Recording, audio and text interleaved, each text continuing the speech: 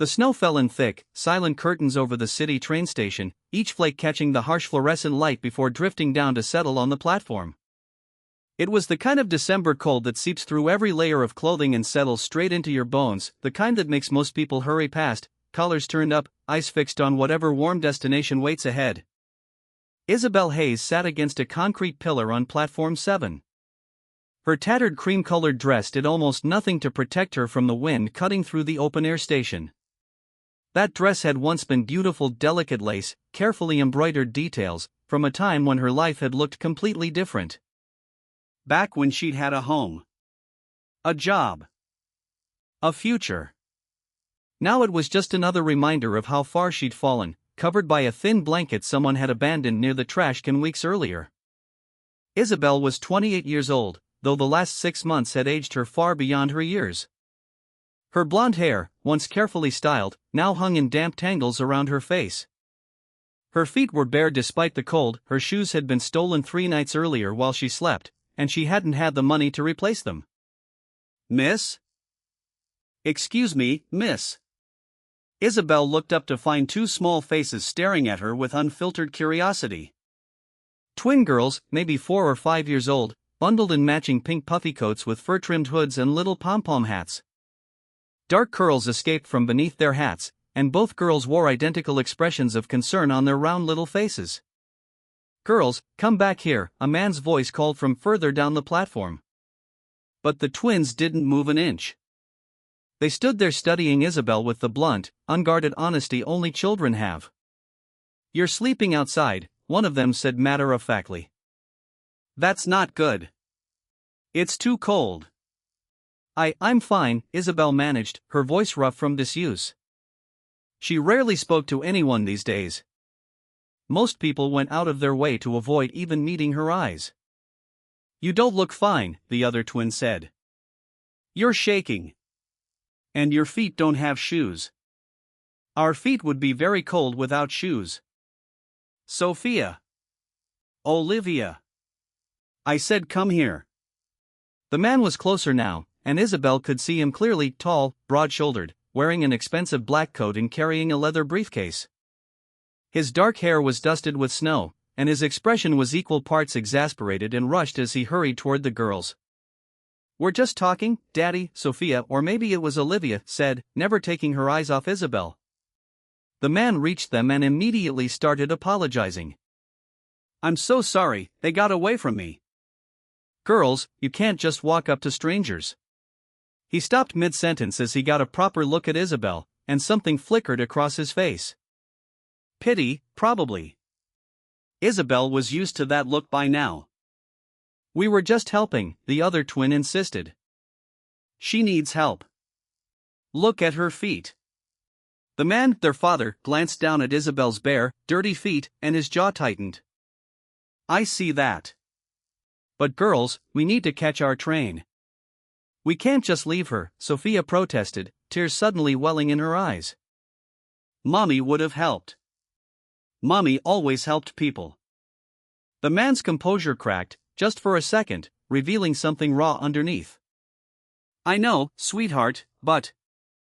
"Daddy," Olivia said, in that dead serious way children get when they've already made up their minds about something important, "she needs a home. And we need a mommy. It's perfect." The silence that followed felt deafening, even with the noise of the station humming around them, the rumble of arriving trains, the chatter of commuters, the announcements crackling over the loudspeaker. Isabel felt her face burn with humiliation. She didn't want to be anyone's charity case. Especially not someone's replacement mother. "I'm sorry," she whispered. "I don't need anything. Please, just go." But the man was staring down at his daughters with an expression Isabel couldn't quite place. Shock. Consideration. Sadness. "Sophia." "Olivia," he said slowly, kneeling down to their level. "That's not how the world works. You can't just..." He paused, struggling for the words. "This lady has her own life. Her own situation. We can't just..." "But Daddy, you said Mommy told you to always help people who need help," Sophia cut in. You said that's what being a good person means. I did say that, he admitted. But there are proper ways to help. You're cold, Olivia said, turning to address Isabel directly. And you don't have a home. We have a very big house. It has lots of rooms. You could have one. Girls, their father tried again. Please, Isabel said, her voice firmer now despite the cold stiffening her jaw. I appreciate the thought, but I can't. I don't, she took a shaky breath. I'm not your solution to anything. Please, just go. The man looked at her for a long moment. And Isabel saw him really seeing her, not just a homeless woman on a platform, but a person. Recognition flickered in his eyes. An acknowledgement of the human being underneath the dirt and the desperation. What's your name? He asked quietly. Does it matter? It does to me. Isabel hesitated. It had been so long since anyone had asked. Isabel. I'm Marcus. Marcus Reed. He gestured to the twins.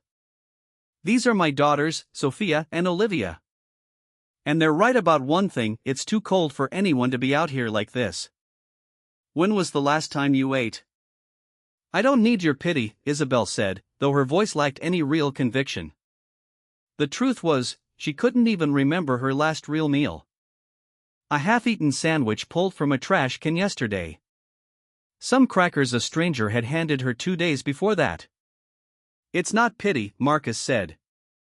Look, I know this is going to sound insane, but my daughters are clearly not going to let this go. We live 20 minutes from here. Would you at least come get warm? Have something to eat? After that, if you want to leave, I'll drive you wherever you want to go. No strings attached. Isabel wanted to say no. Whatever pride she had left made accepting charity from a wealthy stranger feel like the final nail in the coffin of her dignity. But the cold kept seeping deeper into her bones, and the twins were looking up at her with such hopeful, earnest faces that something in her chest cracked wide open. Just to get warm, she heard herself say. Just for a little while. Yes, both twins cheered in unison. Marcus' car was exactly what Isabel expected, a sleek black SUV with leather seats and that unmistakable new car smell. The twins climbed into their car seats in the back, chattering excitedly, while Isabel sat up front, acutely aware of how out of place she looked. She was leaving dirt on the pristine interior. She probably smelled terrible. I'm sorry about your seats, she murmured. They're just seats, Marcus said, starting the engine. They can be cleaned. Are you warm enough? I can turn up the heat. He already had it on full blast, and Isabel could feel sensation slowly returning to her fingers and toes, a painful, prickling tingle. It's fine. Thank you. They drove in silence for a while, broken only by the twins chattering in the back about their favorite foods, whether Isabel liked hot chocolate, and whether she'd seen the room that was already going to be hers. Apparently, that part was already decided. I apologize for my daughters, Marcus said quietly. Their mother passed away 18 months ago. They've struggled a lot with the loss. We've gone through a string of nannies, none of them have worked out. I think the girls are projecting their grief into trying to fix things. That can't be fixed the way they want it to be. I know. I'm sorry for your loss, Isabel said, and she meant it. But I can't be a replacement for their mother. I'm barely holding myself together. I'm not asking you to be, Marcus assured her. And I'm not expecting anything from you. I just couldn't drive away. Not in this weather. Not when my daughters were right. My wife would have insisted we help. The Reed house wasn't just big, it was a mansion, set far back from the road behind iron gates, its sprawling grounds visible even through the darkness and falling snow. Isabel felt her stomach drop. What was she doing here? She didn't belong in a place like this. It's too much, she said, hand already on the door handle. I can't. It's just a house, Marcus said gently. Wood, stone, glass. What matters is what happens inside it. Please, Isabel, just come in for a little while. Get warm. Take a shower if you'd like. Eat something. Then we'll figure out what comes next. The twins had already unbuckled themselves and were tugging at Isabel's door. Come on, we want to show you everything. Inside, the house was even more impressive: high ceilings, artwork lining the walls, furniture that probably cost more than Isabel used to make in an entire year. But it also felt strangely empty, as if all that beauty couldn't quite fill the space left behind by someone's absence. An older woman appeared from what looked like the kitchen, her eyebrows lifting in surprise. Mr. Reed, I wasn't expecting you back so soon. And with guests. Margaret, this is Isabel. She'll be staying for dinner. Could you please prepare a guest room for her, and maybe find some clothes that might fit? I think my late wife's things are still in the storage room upstairs. Of course, sir. Margaret looked at Isabel with curiosity, but no judgment, which was more than Isabel had expected from anyone in a long time. Miss, would you like to freshen up first? I can show you to a bathroom. The bathroom alone was larger than the entire studio apartment Isabel used to live in before her life fell apart.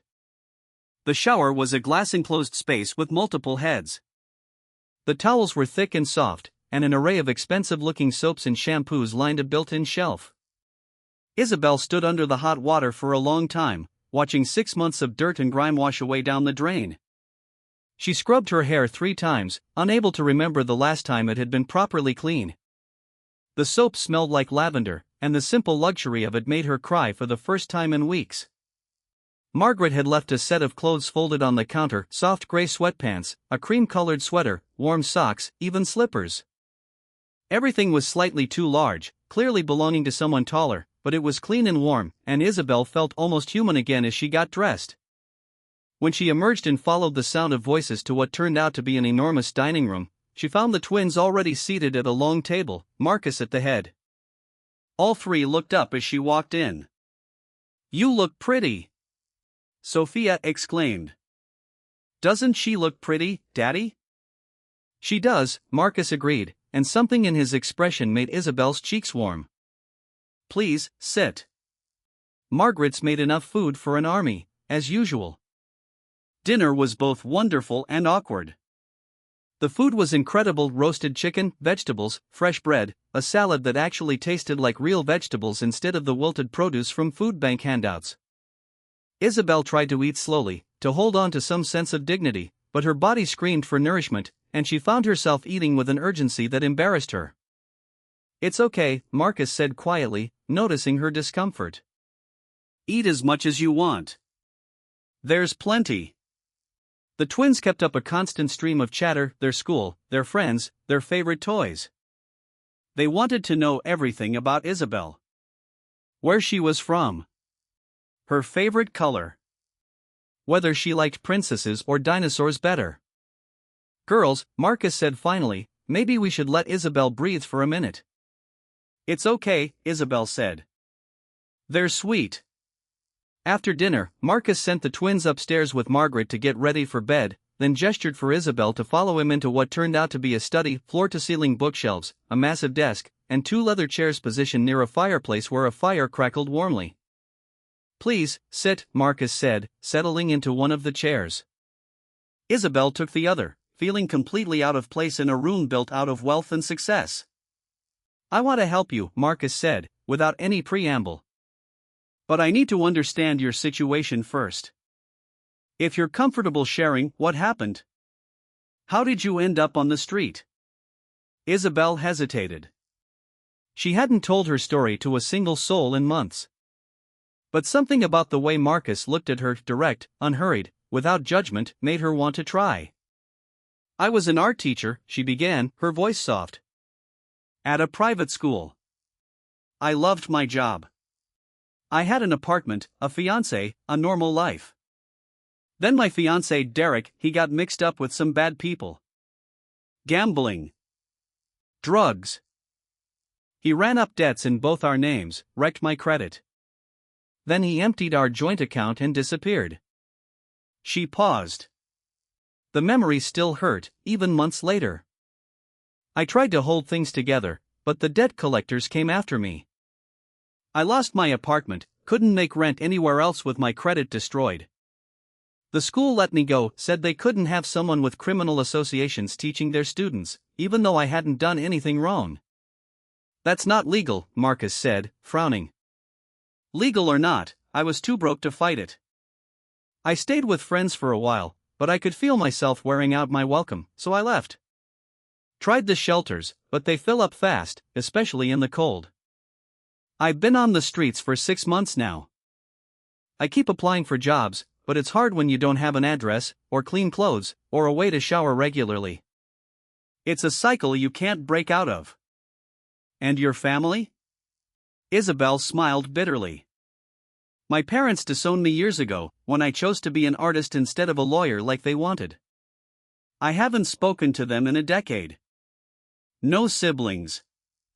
No other relatives who'd care. Marcus was quiet for a long moment, studying her. Okay, he said finally. Here's what I'm thinking. My daughters are right about one thing. They need stability, and you need a home. What if we could help each other? Isabel's guard shot straight up. I'm not going to be anyone's live-in girlfriend. That's not what I'm suggesting, Marcus said quickly. I'm thinking about this practically. The girls have gone through 5 nannies in 18 months.